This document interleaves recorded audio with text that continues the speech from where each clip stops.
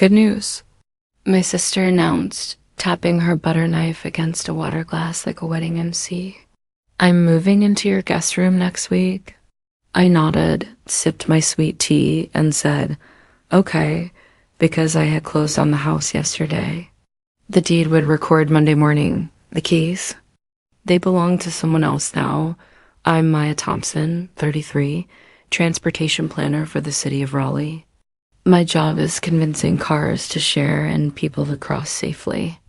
At home, I like systems to labels on pantry bins, utilities on autopay, lease agreements with dates. 2 years ago, I bought a small blue bungalow in Oakwood, 2 bedrooms, pine floors, a porch swing that sang in the wind. I love that house the way you love your first real decision. I also became the family crush. Pad by accident and tradition. My sister, Jess, 27, is an artist with a talent for new beginnings and a habit of using my mailing address as a landing strip. She crashed for a week after a breakup. She stayed 2 months. She moved out when her best friend had a free couch. She left the best friend 3 months later when the couch developed rules like don't paint at midnight. Boundaries are uncomfortable until they save your life. A year ago, after Jess left milk out in July and my kitchen smelled like a science fair, I started therapy. The very first session, my therapist asked, what would saying no look like? I didn't know then. I know now. In early spring, a program for first-time buyers asked if I'd consider selling to a family who kept getting outbid by investors. The market had turned my equity into a lottery ticket I hadn't bought. I did the math. Selling now meant paying off my student loans and moving to a downtown apartment I could afford without rehabbing weekends. I liked the idea of my house going to someone who actually needed it more than a vacation rental did that. We set a closing for Friday. The buyers, Jorge and Elena Martinez, a postal worker and a nurse, would get possession Monday morning after recording. I'd already moved into a 1-bedroom over a coffee shop that smells like espresso at 6 a.m. I told no one in my family because I wanted paper before opinions. Then came Sunday dinner. Family dinner is my mother's church service. She lays out deviled eggs like a promise and sets the good plates like we're being graded. Dad tells the same story about the time he met a famous basketball player in the airport. Jess performs new plans like they're already successes.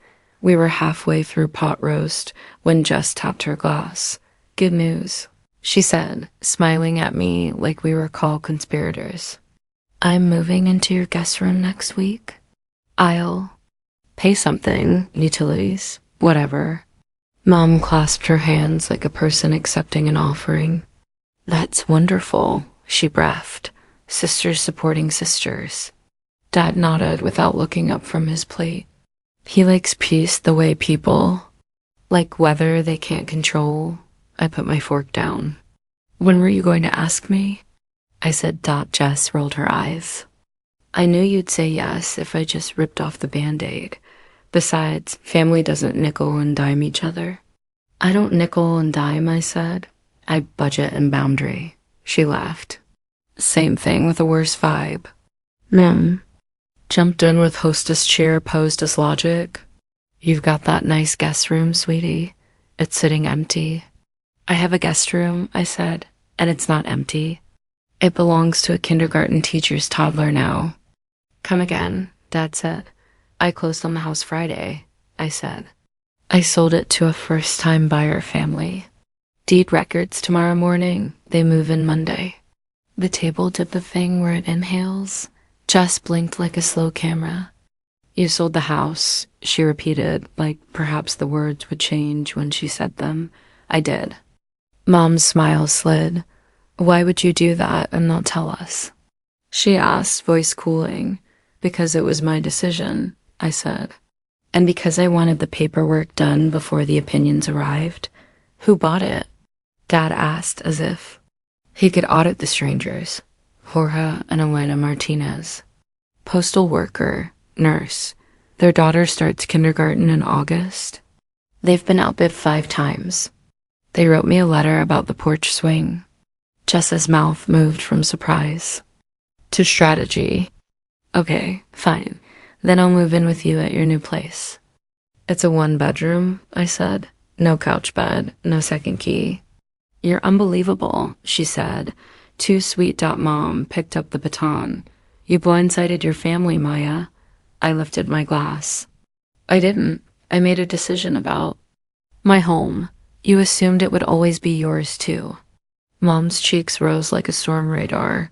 Dad said, let's not fight. We're not, I said. I'm letting everyone know the plan before the plan shows up in a U-Haul. Jess scoffed. It's done, she said. Jax is lined up with the truck. I told my landlord we'd be out by Friday. You need to retract that notice, I said. Then we lose the deposit. She said, that's a consequence of your choice, I said. Not mine. The rest of dinner slid into muted comments and overchewed potatoes. I kissed Mom's cheek out of habit when we left. She offered her cheek like a tip you hadn't earned. Planned when I got home, I wrote the kind of email you only write once in print for your piece. Subject, house and move and clarification Heil. Just so there's no confusion, I sold the Oakwood house on Friday. Recording is scheduled for Monday. Possession transfers to the buyers Monday at 9 a.m. Please don't go to the house for any reason. It's not my home anymore. My new place is 1 bedroom. I'm not able to host at Jess. I can share links to short-term housing help, deposit assistance, or room share groups if that's useful. Love. Maya attached a screenshot from the county register deed, pending record, and a photo of my new apartment with sunlight across a tiny table. Then I texted our realtor, Denise, who had the calm of a person who can land a plane with a post-it. Heads up, I wrote. My sister may try to move in before recording. Can you brief the buyers and give them non-emergency PD's number? Denise replied, already done. They're painting today with a friend. Possession. Still tomorrow. I'll swing by. I also texted Mrs. Grant next door. Grandmother and neighbor had watched since 1989. If a U-Haul appears, please call me. She sent back the detective emoji and baby, you know I will. At 10:16 a.m. Sunday, my phone buzzed while I was buying herbs at the farmer's market, Mrs. Grant. A hall outside your old place. 2 people knocking. I don't know the young man. The girl is Jess. My second text arrived 2 seconds later from a number I had saved as Elena Newhouse. Hey, Maya. We're painting and there's a woman at the door insisting. She lives here. She says she's your sister and she has a truck. What should we do? I called Elena. In the background, I heard a roller squeak and a child narrating colors. You don't have to let anyone in, I said. I'm on my way, but you shouldn't have to deal with my family. If you feel uncomfortable, call the non-emergency number Denise gave you. This is your house. Copy, she said, calm like a nurse on a floor with monitors. We'll wait inside. I hustled to my car with basil plants as if they were witnesses. When I turned onto my old street, I saw the truck, the door open like a mouth, boxes with J scrawled in Sharpie. Jess was gesturing at the porch with a confidence only the uninformed can afford. Her boyfriend, Jax, held a box like a neutral party. I parked behind Mrs. Grant's roses. Hey, I said, walking up the path that used to be mine. What's going on? You sold my room, Jess said without hello. I sold my house, I said. Your name was never on it. Her eyes flicked to the window where a roller had just painted a neat white stripe, then to the child's bicycle leaning inside the foyer. That's rude, she said. They're painting like it's theirs. It is theirs, I said. You can call your landlord and ask to retract your notice. The door opened. Elena stood there with a paint-splattered t-shirt and patience. Beside her, Ho-Ho tall, serious, wearing a USPS ball cap even on his day off held a paint. Trey. Hi, I said, apologetic. Again, I'm sorry you're dealing with this. Elena nodded. We're okay, she said. We called the non-emergency line like Denise said. A Raleigh PD cruiser pulled to the curb as if summoned by politeness. A young officer approached, with a notepad and a posture that said he tried to treat every house like a church. What's happening? He asked that I spoke first.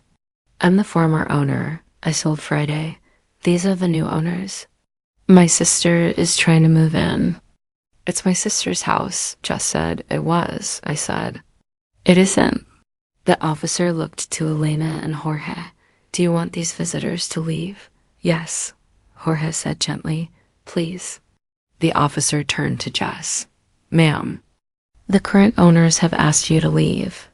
If you refuse, it becomes trespassing. Jess's chin rose. My mother says families should stick together, she said. As if state statute bent under maternal advice, the officer's face did not. Bend, the owners say leave.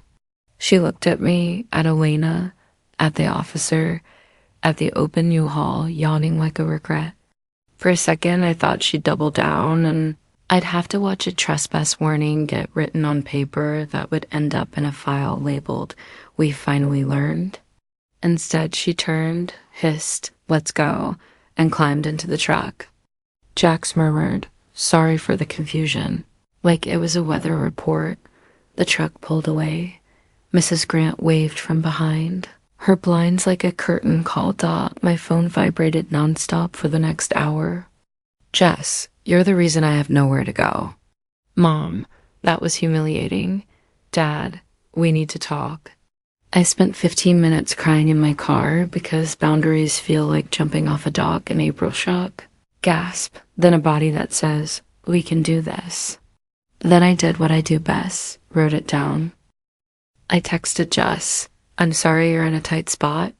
I won't be your housing plan. Here are 3 resources. Links to a deposit assistance nonprofit, short-term sublets, and a women's shelter with a transitional housing program. Oh. Pay the application fee for one place. Tell me which. I won't argue by text. She responded with a paragraph that started with, "You're cold," and ended with, "I hope you like being alone." I put the phone face down and breathed. I texted Elena, "Thank you for handling that with grace. I'll drop off the porch swing cushions this afternoon." She replied with a heart, and we loved the swing already. That evening, Dad called. Your mother is upset, he said. She's entitled, I said. So am I. You blindsided everyone. I protected my decision, I said, and I gave Jess resources. She says you won't even let her on your couch. My couch is a love seat, I said. It's also not a solution. He sighed the sigh of a man who wants his daughter to be both backbone and cushion. Your grandma would want people to take responsibility and tell the truth, I said. That's the version I'm going with. We didn't resolve it. That's okay. Solutions are better than resolutions. The next morning, I sent a calm email titled Expectations. It was not a manifesto. It was an education and not a backup plan for housing. Please don't ask again. I won't host anyone overnight at my new place. It's too small. This applies equally to everyone. If you show up at a house I don't own, the owners will ask you to leave. I will support their decision. If you need help, I'll share resources and cover an application fee one time. After that, you need a plan. I CC'd Dad and Mom because I wanted no selective memory later. I also BCC'd myself and saved a PDF in receipts under a new folder called Boundaries 2025. 2 days later, Jess sent me a Venmo request for $85 with a note, deposit app fee, and I smiled even though it still hurt. I paid it. A week after that, she texted a photo of a key on a lanyard with a tiny cactus charm. Found a room, she wrote. No smoking, 2 cats, $650. I sent back 9 party emojis and proud of you. What I did with the house, I kept one thing from the bungalow, a brass hook Grandma had used for aprons. I screwed it into the wall of my new apartment by the door and hang my keys on it like a ritual. The rest I left. The Martinezes turned the second bedroom into a kid puddle of color. They sent me a photo of their daughter's first day of kindergarten too. Braids, a backpack, a grin, and the porch swing behind her like a witness. I cried the kind of cry that lets oxygen back in. I also did something small that mattered to me. I set aside $1,000 from my sale proceeds and created a microgrant at the local housing nonprofit for first month's utilities. It's not life-changing. It's flashlight money for the first night in a place that is yours. A month later, Sunday dinner again. I brought a salad because I'm not ready for casseroles. We sat around the same table, the salt shaker shaped like a chicken. Still ridiculous? Mom kept her voice neutral like she was on a daytime show. Dad retold the airport story. Jess arrived late and kissed my cheek without weaponizing it. Halfway through, Mom said, "How's the apartment?" Like the word apartment had quotes. Good. I said, "The coffee downstairs is dangerous." Jess smirked.